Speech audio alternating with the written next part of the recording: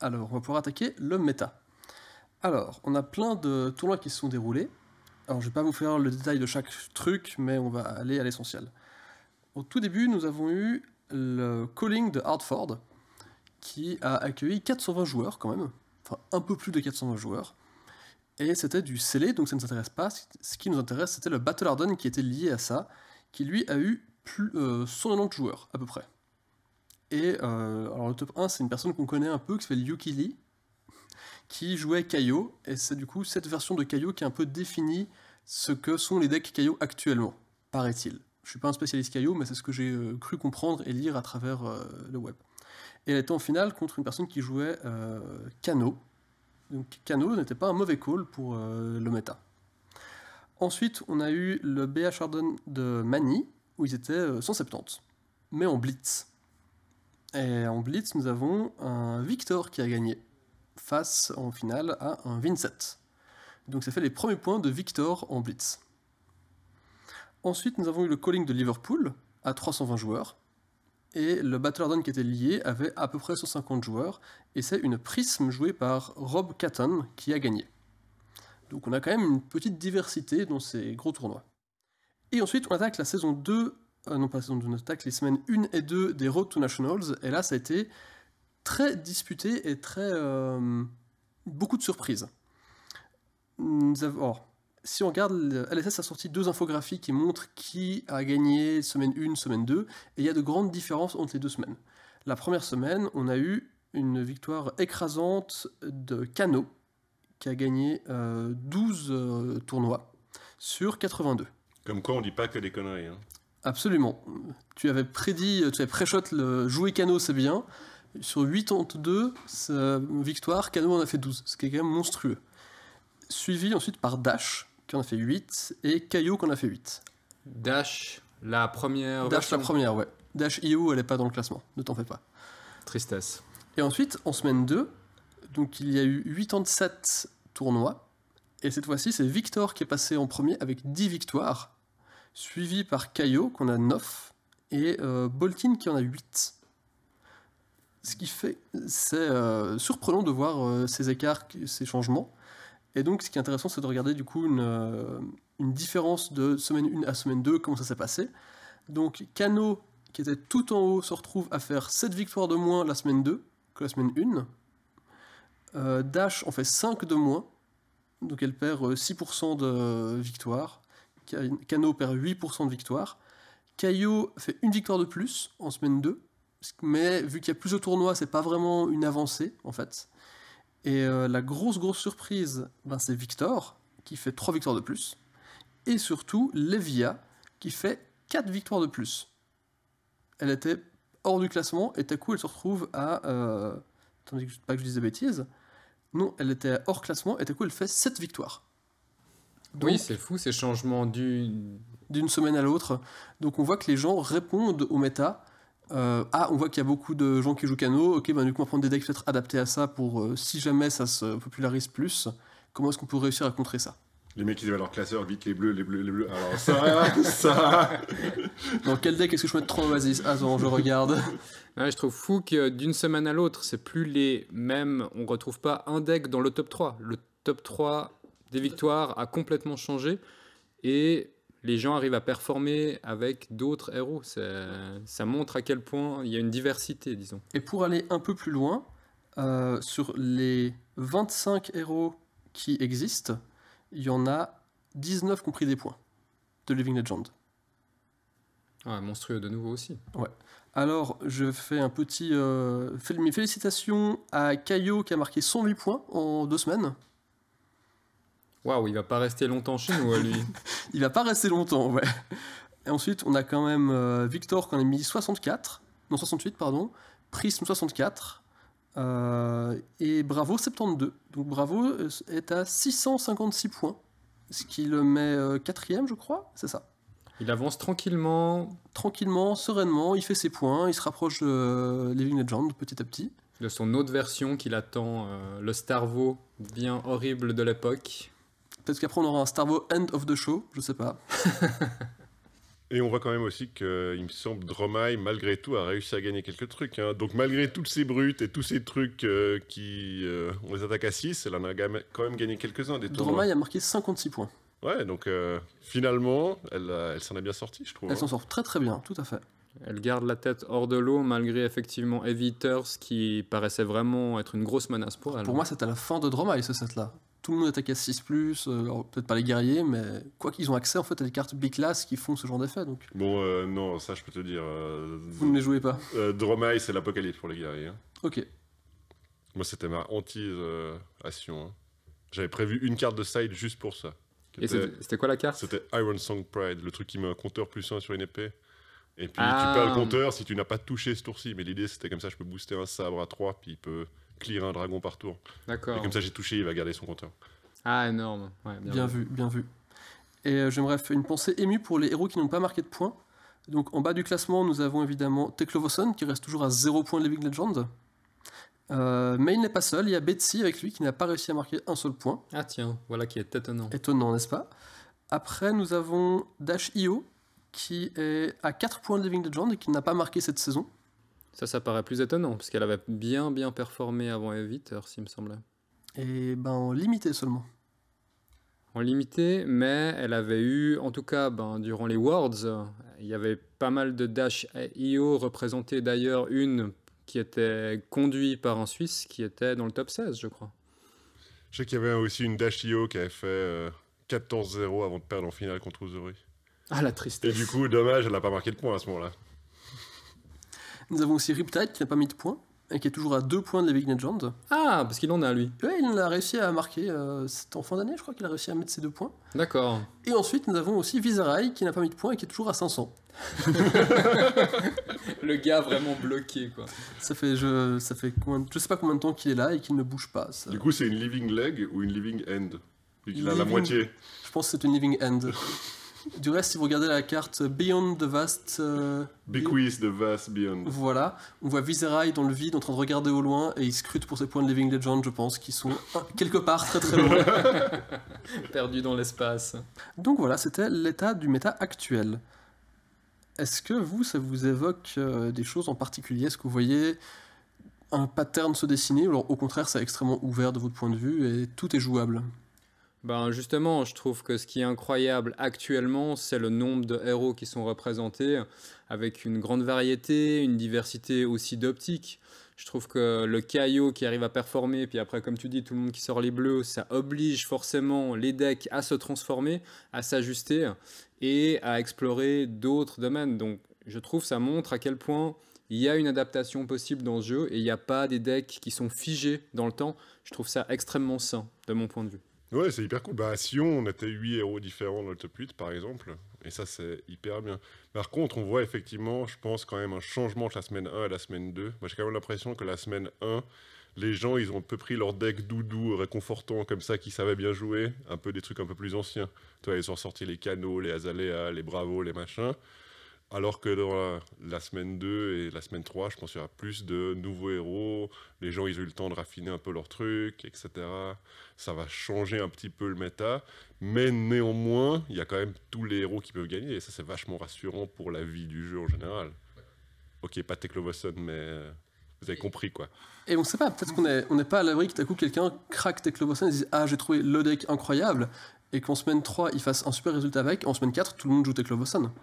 Tout à fait. Là, il va profiter du fait que les canaux sont partis.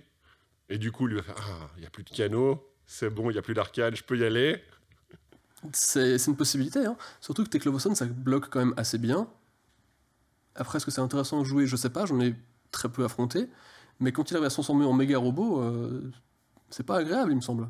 Moi, c'est un des premiers jeux où je trouve que c'est aussi ouvert au niveau justement des héros représentés. Et même dans Flesh and Blood, il me semble, je ne sais pas si on a connu d'autres périodes où si c'était aussi ouvert et il n'y avait pas de héros vraiment prépondérants dont on est sûr de les voir dans les tops. Là, je trouve extrêmement rafraîchissant ces surprises où tu sais vraiment pas qui va émerger en étant le gagnant du prochain gros tournoi. Et je pense aussi que ça ne peut aller qu'en s'améliorant, vu qu'ils sortent de nouveaux héros, et donc ça augmente le pool de possibilités. Ce qui change surtout, je pense, c'est qu'il n'y a pas un héros qui est le heal, pour reprendre en termes de catch, qui est le gars à abattre. Oui. On a eu Lexi pendant très longtemps, avant c'était Prism, avant c'était Starvo, avant c'était Chain. Il y avait toujours un peu un deck qui était le benchmark du méta. Maintenant, c'est un peu genre le benchmark du méta, c'est qui Attends, alors peut-être Victor, peut-être Kaio. Ah ouais, mais attends, il faut pas qu'on oublie Levia qui a fait cette victoire là. Comment tu peux pas calculer ton deck contre tous ces héros en même temps. Quand il y avait que Lexi, tu dis bon, ok, il faut que je gagne contre Lexi, sinon c'est mort. Là, tu peux plus faire ce calcul. Tu dois avoir un deck qui est beaucoup plus polyvalent, j'ai envie de dire, et qui est capable de s'adapter à plusieurs adversaires et plusieurs types de plans de jeu différents que tu vas rencontrer tout au long de ton tournoi. Tu peux avoir un ou deux mauvais match-ups, de toute façon, ça. Mais tu peux plus compter sur, comme Uzuri faisait, parce qu'Uzuri, elle gagnait de toute façon contre Lexi, puis c'est pas grave.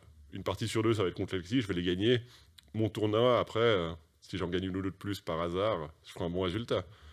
Ça, tu peux plus faire, à mon avis. Actuellement, est-ce que il y a un deck où vous buildez forcément contre en vous disant, parce que effectivement, comme tu dis, il y a tellement de menaces possibles, est-ce qu'il y a une de ces menaces où vous dites, ok, ça faut que je le prenne en compte et que je side pour? Bon, alors moi, comme je dis avant, il y a Dromai, parce que tu es obligé de sider différemment contre Dromai, puisqu'elle présente une situation de jeu différente. Et quels que soient les decks, je prends toujours en compte un peu les gardiens qui vont faire des plans fatigue chiants.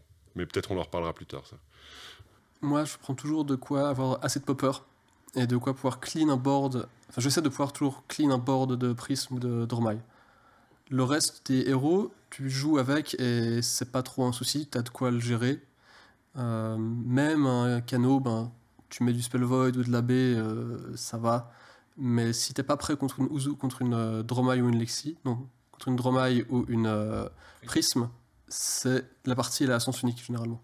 Moi, c'est Cano. J'ai tout le temps des cartes anti-Cano parce que je déteste entrer dans une game où ça peut être fini tour 2 ou tour 3 avec un gars qui me regarde avec un grand sourire en me disant « Ben, j'annonce 88 de dégâts, qu'est-ce que tu fais ?» Et c'est peut-être un traumatisme qui m'est resté, du coup j'ai tout le temps mes 3 AB, assez de bleu pour essayer de tenir le coup. Je ne sais pas si ça suffira cette fois. Moi, j'ai l'impression qu'il y a un peu la loi de Murphy avec ce genre de truc. C'est-à-dire, la fois où tu dis « Ah, j'ai AB4, j'ai 3 Oasis Respite, tout ça », tu tombes pas sur un seul canot de tous les tournois, tu fais ça pendant 4 tournois de suite, puis tu dis « Ah, ça me saoule, j'enlève tout ça, bim, rondin, canot ». C'est toujours comme ça, on est d'accord. On est d'accord. Après, le Oasis, c'est toujours une bonne carte, tu peux toujours la laisser. Hein. Je déteste Oasis Respite, ça a failli me faire perdre la game là contre Azalea, je déteste cette carte. J'adore Oasis. Contre autre chose que canot, c'est nullissime. Je suis vraiment pas d'accord. Tu vois, tu viens avec une flèche dominate qui a 8, tu peux sortir une défense réaction de l'arsenal, et puis hop, un petit Oasis en Ouais, plus. mais quand tu joues pas tunique, c'est nul, ça te coûte 2 cartes, c'est pour ça que j'aime pas. Shoot unique. Voilà. Et voilà. Et voilà, la vie est plus simple avec la tunique. Hein. Tunique du Genève Servette Hockey Club, on en C'est parle. ça. Alors, on attaque avec le deck du moment. On a eu de grandes hésitations entre justement le Kaio qui a l'air de dominer actuellement, entre Prism, la nouvelle hystérique qui envahit le méta. On a finalement choisi d'aller sur Victor parce que d'abord ça rime avec c'est très fort et comme tu l'as dit, ça domine aussi le méta actuellement tout en amenant à nouveau la dynamique de la fatigue avec un petit deck qui a gagné un Road to National dont vous trouverez la liste directement dans les commentaires, qui est relativement traditionnel, ou en tout cas qui ne propose pas de grandes surprises, qui joue, alors peut-être la seule surprise c'est qu'il joue la tunique plutôt que les équipements dont on a l'habitude avec les héros gardiens. Et puis sinon, on est dans quelque chose de relativement traditionnel, beaucoup de bleu pour pouvoir justement soutenir les tours d'attaque avec des grosses patates qui, elles, on espère les toucher au bon moment, sont rouges. Mais sinon, on a l'impression de voir un plan basé sur le nouveau marteau Miller's Greenstone pour justement attaquer chaque fois tout en menaçant de faire sauter 2 cartes entre celle qui est là pour bloquer et celle qu'il fait sauter s'il touche. Après, justement, Au niveau des surprises, moi j'étais relativement surpris en regardant cette liste. C'était le manque de défense-réaction dans le deck. Il n'y en a qu'une seule, qui est une grosse réaction. En l'occurrence, c'est Staunch Response qui va défendre très très haut avec vraiment beaucoup d'armure. Mais sinon, en gros, il doit annoncer exactement avec quoi il contre, puisqu'il y a beaucoup plus de blocs que de défense-réaction. Donc c'est un deck qui m'a l'air vraiment basé fatigue, avec peu de surprises. Des fois, une grosse attaque pour obliger à défendre quand même, puis pas être laissé trop à l'autre la possibilité de passer en mode full aggro. Mais vraiment, cette optique de tenir jusqu'à la fin de la partie en fatiguant avec la menace du Greenstone qui est effectivement vraiment très pesante, je pense, sur toute la partie. Beaucoup aussi de clash, pour justement gagner sur ce genre de ces petits bénéfices qui peuvent s'accumuler avec le Trounce, dont je pensais pas que ce serait une carte qui serait autant jouée, mais en fait, il me semble qu'elle apparaît maintenant dans la plupart des decks gardiens. Qu'est-ce que vous en pensez, vous, de ce deck? Ça a l'air chiant à jouer et à jouer contre. Non, en vrai, moi j'ai testé contre un peu. Et alors, c'était pour préparer un peu le RTN avec Igor. Et moi, ça m'a pas paru foufou sur le moment, mais il faut croire que peut-être on l'a pas bien joué. Ce qui est sans doute le cas, parce que gardien, c'est pas trop notre truc. Mais moi, ce qui m'étonne, c'est qu'il a un plan fatigue, certes, mais comment il tient qu'avec ses blocs, vu qu'il applique aucune pression, il n'y a aucune disruption. Comment il compense la perte des spés de Bravo, pour le formuler différemment? Alors je pense que lui s'attaque directement à la vie de l'opposant. C'est-à-dire qu'il peut permettre de se protéger et après de balancer derrière quand même des attaques vraiment puissantes comme alors Spinal Crush qui effectivement là c'est propre à Bravo, mais le Prime to Fight qui va beaucoup mieux marcher dans son deck à lui ou qui va menacer beaucoup de dégâts en jouant selon comment une carte bleue. Et puis l'apparition de Debilitate qui a pour but de dire soit tu bloques pas et tu te prends des dégâts et ta prochaine attaque, ça sera encore plus simple pour moi de la bloquer, ou alors tu bloques mais du coup ton attaque sera moins bonne. Donc je pense que justement ce que lui propose c'est des dégâts, aucune disruption, et c'est si tu bloques aucun de mes dégâts, je vais t'avoir avant que tu m'aies. Je pense vraiment que c'est le plan. Ça m'a l'air très costaud. Mais très peu interactif et intéressant à jouer ou à affronter. C'est vraiment un deck, tout a de la value, tous les tours tu mets une patate, ou juste tu tapes avec le marteau. C'est pas spécialement fun, il n'y a pas de surprise. Bon, faut voir aussi que rien que le pouvoir de Victor en lui-même est super fort. Hein. Le pouvoir de Victor, tu peux le rephraser en disant genre, dans la game, tu vas piocher 3 ou 4 cartes, en plus. Facile. Et si par hasard, en plus, tu révèles ton Golden Sun sur un clash, là, ça devient un peu Bagdad pour ton adversaire. Mais j'ai l'impression qu'à part ça, comme tu as dit, il fait un peu rien, quoi. Enfin, pas rien de spécial, quoi. Rien de spécial. Je pense que sa ligne est extrêmement constante. C'est ça qui le rend fort. Moi, j'ai joué contre ce deck-là en Riptide. Et en fait, tous les tours, ce qu'il faisait, c'était m'attaquer juste avec son marteau. Et ça t'oblige à réfléchir parce que si t'as pas des defense reaction à 4 très vite ou des blocs, ça te demande de chaque fois jouer 2 cartes pour pas qu'il te touche. Sinon, c'est lui qui prend l'avantage dans la fatigue. Et dès que tu le laisses aller là, il peut relativement gagner vite parce qu'il va te claquer des cartes chaque fois. Mais effectivement, ça paraît pas incroyable de dynamisme. C'est clair. Et le problème, c'est que si tu le laisses s'installer, je pense, si tu le mets zéro pression, c'est la fin de ta vie extrêmement vite parce qu'il te met des giga patates. Alors que si tu es très agressif, juste dire ok, je bloque parce que tout bloque à 3 en gardien, puis après je mets des coups de marteau et je vais gagner mes clashs. Parce que de toute façon, dans mon deck, c'est que des cartes qui ont au minimum 6 d'attaque. Donc les clashs, je les gagne. Et c'est peut-être pour ça du reste qu'il n'y a pas de défense-réaction. Parce qu'il veut qu'en toute situation, il puisse avoir un clash qui va gagner. Oui. Il y a un certain nombre de blocs quand même, peut-être ceux qu'il est obligé de mettre pour gagner son or, mais effectivement, il a mis le plus d'attaques possible pour être sûr que les clashs ça passe. Et effectivement, quand le Trounce t'arrive à le gagner, pour lui, ça lui fait une value énorme. Je pense que c'est pas un deck ni explosif, ni malgré son côté très doré, rutilant et extrêmement embrasé de coloris dans sa manière d'agir. Par contre, je pense qu'il est simple à jouer et constant, et c'est peut-être à ça que se rattachent ceux qui justement l'utilisent pour être sûr d'avoir l'avantage sur leur adversaire, c'est qu'au moins ils n'ont pas beaucoup à réfléchir. Ouais, c'est un deck qui a l'air en tout cas extrêmement consistant. C'est pas un deck où tu vas devoir chercher une combo pendant 8 tours et juste bloquer avant de pouvoir mettre en place quelque chose. Là, tous les tours, peu importe ta main, tu peux faire quelque chose, je pense. Oui. Le côté intéressant qui a été amené par Heavy Hitter, c'est que tu peux être relativement dynamique sur ta défense. C'est-à-dire que grâce au clash, tu peux retourner des cartes, tu as l'impression de faire quelque chose, alors que tu es juste en train de dire, écoute, je balance ma main, et puis je vais t'attaquer après avec un marteau, mais tu as l'impression qu'il se passe d'autres choses grâce à ça. Donc peut-être que ça donne un peu plus une étincelle d'intérêt dans effectivement une liste qui paraît relativement aride. Et du coup, il joue la tunique et non pas l'armure qu'on a habituellement chez Bravo, parce qu'il va plutôt attaquer au marteau et donc le sismique lui sert pas à grand chose, j'imagine. Exactement. Et puis selon comment, il peut se retrouver dans des situations où il aura besoin de cette ressource avec un Spinal Crush ou comme ça pour juste faire la distance de ce qui lui manque et puis être sûr derrière de pouvoir mettre des coups. Il a quand même quelques cartes rouges qui coûtent 4, donc une carte bleue et le compteur, ça lui permet de les déclencher et de du coup faire une menace.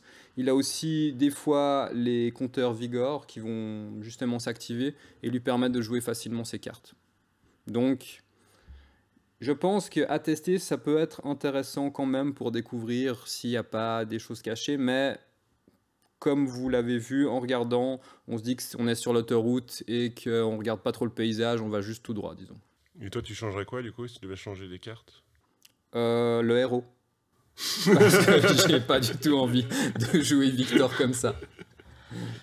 C'est vrai que Victor a l'air d'avoir un plan beaucoup plus fatigue, là où Betsy, de par son Hero Power, est beaucoup plus agressive, j'ai l'impression. Je crois qu'il parlait de Bravo, mais...